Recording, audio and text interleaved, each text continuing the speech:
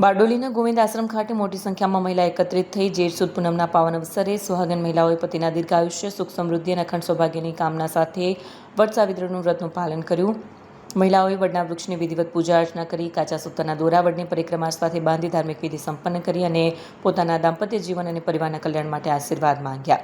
આશ્રમમાં ધાર્મિક અને ભક્તિમય વાતાવરણ જોવા મળ્યું. વટ સાવિત્રી વ્રત હિન્દુ પરંપરામાં સુહાગીન મહિલાઓ માટે વિશેષ મહત્વ ધરાવે છે. માન્યતા અનુસાર આ વ્રત કરવાથી પતિના આયુષ્યમાં વૃદ્ધિ થાય છે. બારડોલીના ગોવિંદ આશ્રમમાં યોજાયેલા ધાર્મિક કાર્યક્રમમાં મોટી સંખ્યામાં મહિલાઓની ઉપસ્થિતિએ ભક્તિ અને આસ્થાનો સુંદર માહોલ સર્જ્યો હતો. રિપોર્ટ કૈલાસ કુમાવત. મારું નામ છે રાજેશભાઈ ત્રિવેદી મહારાજ.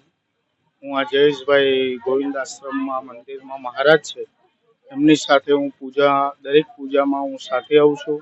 આજે જેઠ સુદ પૂનમના દિવસે વટ સાવિત્રી વ્રત જે મહિલાઓ એમના પતિ સ્વામીના આયુષ્યની અભિવૃદ્ધિ માટે વ્રત કરતા હોય છે અને ભગવાન દરેકની મનોકામના આ પૂર્ણ કરે છે.